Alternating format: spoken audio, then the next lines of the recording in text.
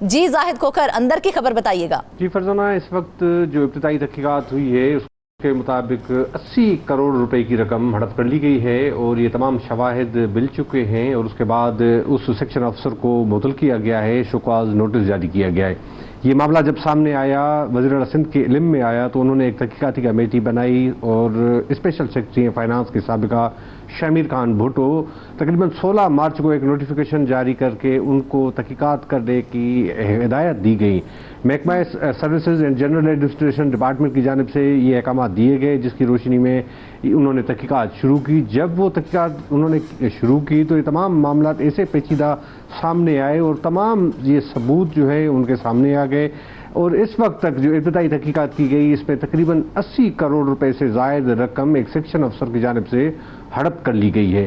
یہ بنیادی طور پر جو ان کے عہدے ہیں سپرنٹینڈنٹ ہے اور انہوں نے ایک سیکشن افسر کے عہدے پر ان کو تعینات کیا گیا تھا۔ تقریباً 2018 سے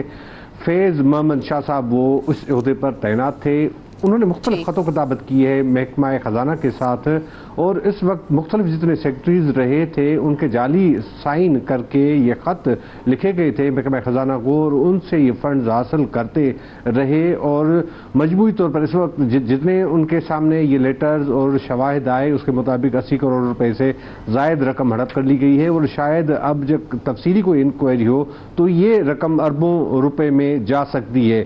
جو تحقیقات کی گئی اس میں بتایا گیا ہے کہ 8 اگست 2023 کو 280 ملین روپے کا ایک لیٹر جاری کیا گیا، رقم حاصل کی گئی، اور 260 ملین روپے کے فنڈز دوسرے وہ حاصل کر لیے گئے۔ دوسرے بھی اس طرح سے مسلسل جو ہے ایک خط و کتابت کا سلسلہ شروع کیا گیا، اور بدقسمتی کی بات یہ ہے کہ محکمہ خزانہ کی جانب سے اس طرح سے ان کو فنڈز ریلیز کرتے رہے۔ جو سابق سیکرٹری ہیں فیاض عباسی جو محکمہ انرجی کے سیکرٹری رہے ہیں، ان کے بھی جعلی دستخط سے تقریباً 70 ملین روپے انہوں نے ڈرا کرائے، اور محکمہ انرجی کے مختلف کاموں کی مد میں 300 ملین روپے، اور ایک ہے کول اینڈ انرجی سیل، اس کے لیے بھی مختلف فنڈز حاصل کیے، تقریباً 307 ملین روپے وہ فنڈز بھی ریلیز کر دیے گئے۔ فروری 2024 میں سیکرٹری کے سائن کر کے ان کی منظوری سے 284 ملین روپے یہ منظور کرائے گئے۔ جب یہ تحقیقاتی افسر کی جانب سے تحقیقات شروع کی گئی، جو اس وقت مختلف جو سیکرٹریز رہے تھے اس دوران ان سے بیانات حاصل کیے گئے، جس میں فیاض عباسی ہیں اور ریحان بلوچ، انہوں نے بتایا کہ ان کے تو سگنیچر ہی نہیں ہے، ان کے جعلی دستخط کر لیے گئے ہیں، اور جعلی دستخط کر کے یہ فنڈز تمام حاصل کر لیے گئے ہیں۔ اور اس کے ساتھ ساتھ دوسرے ابوبکر صاحب ہیں جو سیکرٹری اس وقت رہے تھے، انہوں نے بھی کہا کہ ان کی علمی بات نہیں ہے کہ یہ فنڈز کس طرح سے ریلیز ہوئے۔ نہ صرف یہ یہاں تک بات ختم ہوتی ہے، مگر آڈٹ رپورٹس بھی جو انہوں نے خود جاری کرائی محکمے کی طرف سے، وہ اس پر بھی ان تمام سیکرٹریز کے جو ہے وہ سائن کرا دیے گئے۔ فیاض عباسی صاحب کو جو لوگ جانتے ہیں ان کو پتا ہے کہ وہ ایک شریف اور اچھے افسر ہیں، تو اس طرح کے کاموں میں کبھی تصور بھی نہیں کر سکتے ہیں۔ تو تمام یہ جب رپورٹ سامنے آئی محکمہ سروسز کے پاس تو انہوں نے اس سیکشن افسر صاحب کو سسپینڈ کیا ہے اور شوکاز نوٹس جاری کیا۔ بات صرف یہ نہیں ہے کہ اس رپورٹ میں کیا کہا گیا ہے، ضروری نہیں کہ ایک سیکشن افسر نے اتنی بڑی رقم نکلوا لی، اس کے پیچھے تو کوئی ایک بڑا سسٹم ہوگا، محکمے کے بھی طاقتور افسران موجود ہوں گے، اور محکمہ خزانہ کے حوالے سے یہ مشہور ہے کہ اس طرح سے وہ فنڈز ریلیز ہی نہیں کرتے، یا تو وہ اپنا حسابتی رکھتے ہیں یا اس چیز کی ویریفیکیشن کرتے ہیں۔ تو یہ کیسے ممکن ہے کہ محکمہ خزانہ کے پاس ایک خط آ گیا اور انہوں نے اتنی بڑی رقم ان کو ریلیز کر دی، اور یہ انہوں نے خرد برد کر لی۔ جو بیان انہوں نے جو تحقیقاتی افسر ہیں انہوں نے جو فیض محمد شاہ صاحب سے لیا، انہوں نے بھی مختلف اس طرح مطمئن کرنے والے جواب نہیں دیے۔ جی ایسا ہو سکتا ہے، مجھے پتہ نہیں، مجھے ٹیلی فون لائن پر انسٹرکشن ملے تھے، انہوں نے کہا جی ایسا کر دے، تو ایسا میں نے کر دیا۔ تو بہرحال بات یہ ہے کہ 80 کروڑ روپے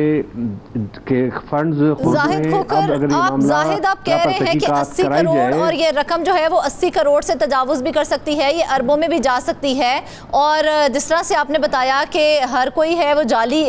سگنیچر کر رہا ہے اور پھر فنڈز ریلیز کیے جا رہے ہیں، کس کو ذمہ دار ٹھہرائیں گے؟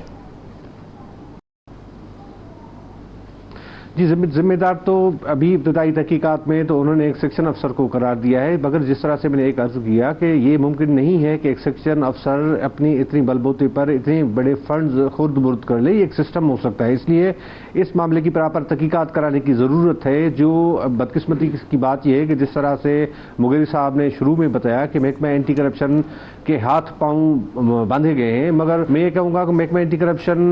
بدقسمتی سے ایک تو ہاتھ پاؤں باندھے گئے ہیں، سیاسی اثر رسوخ بھی ہوتا ہے، دوسرا یہ ہے کہ محکمہ اینٹی کرپشن کے افسران بھی بدقسمتی سے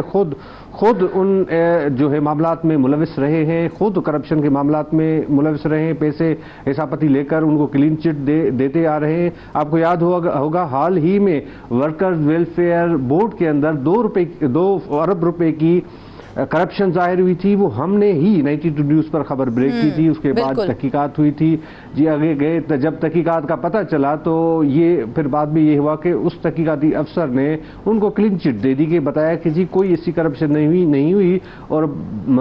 برائے کرم یہ معاملہ خود ڈپارٹمنٹ اس کو دیکھے۔ حالانکہ جو ابتدائی تحقیقات کی تھی ورکرز ویلفیئر بورڈ نے، اس میں تو ان پر یہ 2 ارب روپے کی کرپشن ثابت ہوئی تھی، جس طرح شبیر خان بھٹو کی اس تحقیقات میں شامل ہوئی ہے تو ان کو بھی کلین چٹ دے دی گئی تھی۔ آپ اسی طرح سے جو بورڈز اور یونیورسٹیز کے حوالے سے بھی جس طرح ہم نے لاسٹ پروگرام میں بتایا تھا کہ اس میں بھی جو محکمہ ایجوکیشن ہے ان کے سیکٹری لیول کے افسر کی جانب سے ان کی ٹیم تھی، ایڈیشنل سیکٹری اور سیکشن افسر، ان کی جانب سے بھی کہا گیا ہے کہ ان معاملات میں ٹیمپرنگ ہوئی ہے، یہ غلط ہوا ہے، ان کو کارروائی کرنی چاہیے، مگر بدقسمتی کی بات ہے کہ ان پر کوئی کارروائی نہیں ہوتی۔ اگر یہ پراپر انکوائری آتی بھی ہے، لیکن ظاہر اس طرح تو ہم کسی ایک شخص کو تو ذمہ دار نہیں ٹھہرا سکتے ہیں، یہاں پر تو آوے کا آوا بگڑا ہوا ہے۔ بالکل سندھ حکومت کے اندر معاملات اسی طرح سے چل رہے ہیں کہ ہم کچھ عرصے اگر پہلے بھی دیکھیں تو کافی ایسے محکمے ہیں جن کے اندر اس طرح کی بڑی کرپشن کے انکشافات ہوئے تھے اور پھر وقت کے ساتھ وہ پتہ چلتا ہے کہ وہ تحقیقات ہی بند کی جاتی ہے اور اس کے ساتھ ساتھ جو اس کرپشن میں ملوث ہوتا ہے افسر، اس کو ریوارڈ کے طور پر کوئی اہم عہدہ اور دیا جاتا ہے۔ یہ ایک سسٹم ہے، پورا مافیاز ہے، جس کو کوئی شاید ختم نہیں ہوگی یا ختم کرنا نہیں چاہتا، کیونکہ اس طرح سے آپ دیکھیں محکمہ انرجی کے اندر اگر 2018 سے لے کر جتنے بھی سیکٹریز رہے ہیں، اگر آپ نے ان کے سیکٹریز کو شامل تفتیش کیا ہے تو اس محکمے کے اندر کوئی وزیر رہا ہوگا، اس کو بھی آپ شامل تفتیش کر دیں۔ اگر آپ کو پولیٹیکل جو دباؤ نہیں ہے تو اگر آپ ٹرانسپیرنٹ اور فیئر انکوائری کرانا چاہتے ہیں تو ان معاملات کو دیکھنا ہوگا، ادروائز تو یہ سارے معاملات ہمارے تو آنکھوں کے سامنے ہیں، جو معاملات نظر ہوتے ہوئے آ رہے ہیں۔ آپ کو اتنا بڑا جو اسکینڈل حال ہی میں سامنے آیا موٹر وے جو حیدرآباد اور سکھر موٹر وے کرپشن کے حوالے سے، اور اتنے بڑا میگا اسکینڈل کے بعد پھر پتہ چلتا ہے کہ انہی افسران جو اس کرپشن میں ملوث ہیں ان کی ضمانتیں ہو جاتی ہیں، وہ ان کو رہا کر دیا جاتا ہے، اور کچھ سالوں کے بعد ہم دیکھیں گے کہ وہی افسران جو ہے وہ اہم عہدوں پر موجود ہوں گے۔ تو یہ پاکستان کا اور خاص طور پر سندھ کا بڑا المیہ ہے کہ اس افسران کے خلاف کوئی کارروائی ہمیں نظر نہیں آتی، کوئی کرتا ہے اگر۔ اور دوسری بات یہ کہ ان کی جو ملی بھگت ہوتی ہے، محکموں کے اندر کی افسران کی ملی بھگت ہوتی ہے، وہ پروٹیکٹ کرتے ہیں ان کو، تو ایک پورا کرپٹ مافیا ہے جو سارے سسٹم کو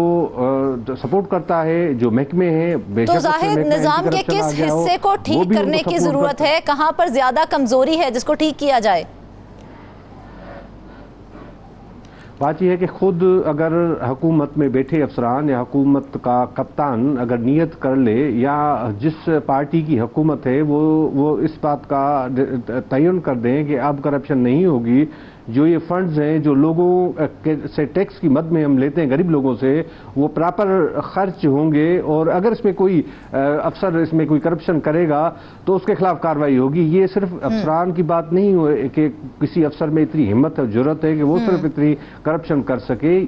سوائے اس کے کہ کوئی سیاسی جو ان کا اثر رسوخ ہو، سپورٹ کے بغیر یہ ممکن نہیں ہے۔ یا تو یہ حکومتی سطح پر یہ اس بات کو فیصلہ کر لیا جائے جو ہمیں نظر نہیں آتا ہے۔ آپ جس طرح سے مغیر صاحب نے بتایا کہ آپ اسکیمز بناتے ہیں، اس کو فنڈ جاری کر لیتے ہیں، اس کو مکمل کرنے کی کوئی بات ہی نہیں، آپ ساری باتیں کو چھوڑ دیں، آپ صرف جو ہے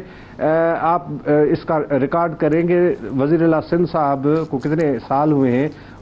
وہ اپنے حلقے میں ہمیں کوئی میگا پروجیکٹ دکھا دے، وہ صرف وہاں پہ منچر جھیل کے لوگوں کو پینے کا صاف پانی وہاں فراہم کر سکے، اور تو باتوں کو چھوڑ دیں, صحت کی سہولیات کی باتیں تو چھوڑ دیں, تو وہاں پر کچھ نہ کچھ فراہم کریں تو ہم اس بات کو مانیں کہ ہاں یہاں نیت ہے, یہاں پر وہ چاہتے ہیں کہ کوئی نہ کوئی اچھا کام ہو. اگر آپ ان کے حلقے میں پینے کے پانی میسر نہیں ہے بھانس سید آباد یا سیون شریف میں, تو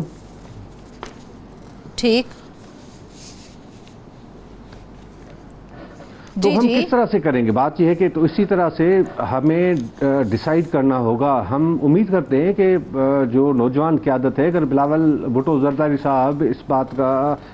بات پہ اگر فوکس کریں اور یہ ڈیسائیڈ کر لیں کہ اب سندھ میں کرپشن کی گنجائش نہیں ہوگی, تو پھر یہ معاملہ صحیح ہو سکتے ہیں. کیونکہ ووٹ کل کو انہی کو ہی پڑنے ہیں. اس طرح نہیں کہ کوئی پوائنٹ آؤٹ کرے, کوئی بات بتائے کہ اس طرح سے معاملات کو بہتر ہونا چاہیے, تو اس کو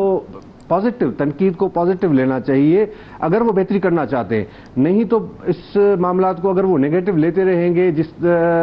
کہ یہ تنقید ہوتی ہے, ہمیں خامخواہ تنقید کا نشانہ بنایا جاتا ہے, اس طرح نہیں ہوتے. یہ سارے ڈاکیومنٹری ایویڈنس ہے, کاغذات ہوتے ہیں, یہ خود ان کی تحقیقاتی رپورٹس ہوتی ہیں ان کے افسران کی, جس میں بتایا جاتا ہے کہ یہ کرپشن کی گئی ہے, اس افسر نے کرپشن کی ہے. آپ اس کا جو ہے کھرا تو نکالیں کہ کہاں جا رہے ہیں. اب اس وقت ہم نے رابطہ کیا, ہم نے کوشش کی کہ یہ فیض محمد شاہ صاحب کا موقف ہمارے سامنے بھی آ جائے, کیونکہ کمیٹی کے سامنے بھی آیا, کمیٹی نے اس کا موقف شامل کیا ہے. تو جو بھی ہوتا واٹ ایور, ہم نے بھی کوشش کی, مگر ان کے سیل فونز بھی آف ہیں, ان کے واٹس ایپ نمبر بھی بند ہے. مطلب یہ ہے کہ جس کے پیسے ہاتھ لگے وہ پیسے لے کر بھاگ گیا فی الحال, اور اس کے بعد کچھ سالوں کے بعد آئے گا اور وہی اسی طرح سے اپنے عہدے پہ بحال ہوگا.